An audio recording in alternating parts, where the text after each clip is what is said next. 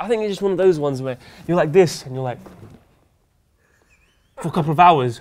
And when your mum calls you, she's like, Dan, the dinner's ready. You're like, Mum, I'm being a potato. Wicked and wild, full of style. All right, hello everyone, how are you doing? Welcome to Comments Below. And what do? You leave your comments below. I am the very beautiful and single poet. To my left is the very beautiful and single David Vujanic. And what we're gonna do is we're gonna review your comments that you left at home. Yes, you in the red t-shirt and your mother beside you. And what we're gonna do, get 4 of them, discuss them, could be about absolutely anything, but predominantly about football. First things first, Poet, how are you? Because if you watched last week's episode, if you haven't watched, watch it. Poet had diarrhea. Well, I didn't just have diarrhea. I was throwing up, I was passing out. I went to the hospital where I was cold sweats, warm sweats. And if you watched last week, you would have heard the many things coming out of my bottom. I'm so fucked. Yeah, it was a bit bad, innit? It was bad, wasn't it? Very bad. Well, you know, we have a few comments here from Copa 90 watchers. Beanie567T has said, shit 2, Poet 0. Because Poet had to go out twice last week, so the shits beat you. Mr. Sexy Pirate Disco, ooh, funky name, has said, roses are red, violets are blue. Oh no. Poet just done a runny poo. It wasn't running when it was sprinting. I'm talking, it just flew out my bottom. Walcott. But enough of diarrhea, and on to our first comment of the week.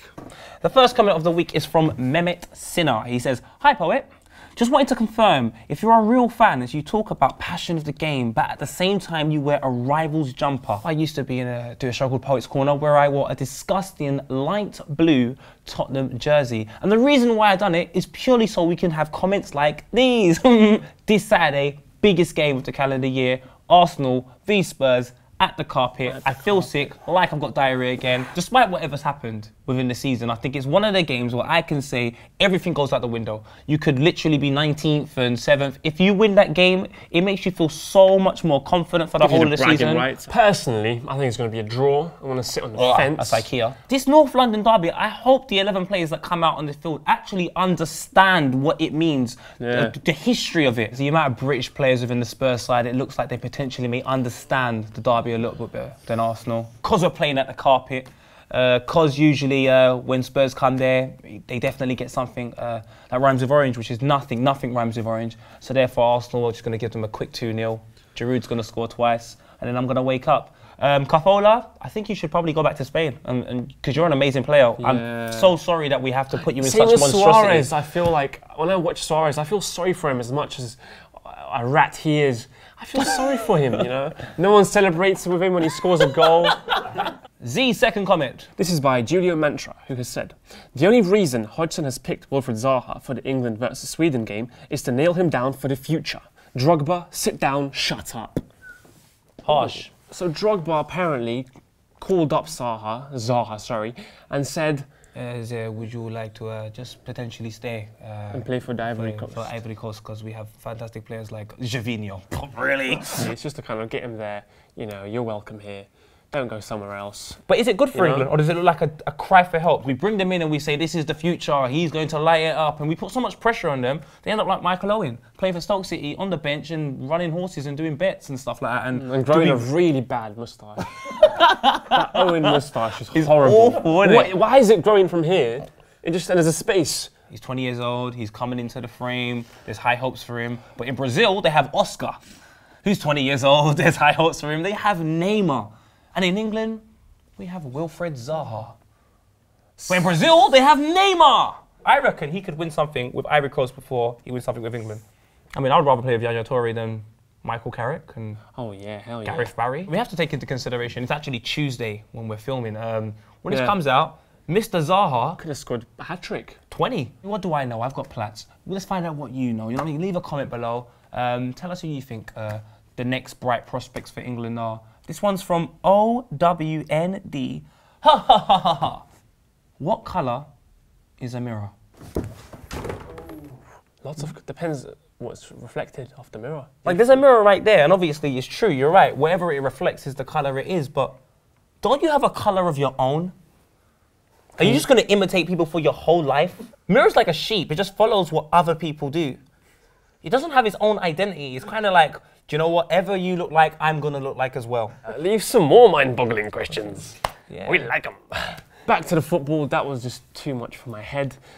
This is by Gullism, 2 L's, who said, "Hey guys, just want to know, what are your views about the Liga BBVA? Are we, Barca, better or Real Madrid? And do you think we would be classed shit if we would move to the Premier League?" I think they would easily beat Arsenal, Man City and Spurs, and I think the only test they would have is Saf, because he owns the FA. I disagree. I think they do less better because of the whole physical aspect of the Premier League and unpredictability and The culture the difference. Premier League, the culture difference, the weather difference. It's just, there's a big difference between Spanish football and English football. We know how Ronaldo would do in the Premier League. He actually went absolutely crazy whilst at Manchester United. But how would Messi do? Could Messi take a cold night in the Britannia? Oh, and Stoke City. Real Madrid are a little bit more physical. They got knows the that. Pepes and the brute force and Pepe, definitely. Sergio Ramos, who for a guy with long hair occasionally, and he likes to focus He looks on like his he's looks, out of Lord of the Rings. Yeah. Can you imagine him on set like Legolas or something, shooting? Yeah. But we haven't answered, who's better, Barca or Real? And I think we're going to leave that for the rest of the season because there's a long way to go, and the table will tell, I guess, in the end. But we'll find out. What do you think, Barca or Real? Tough one. We're on to the most epic part of the whole show. You're right. I was just going to go, it's the comment of the week. And this is amazing, please.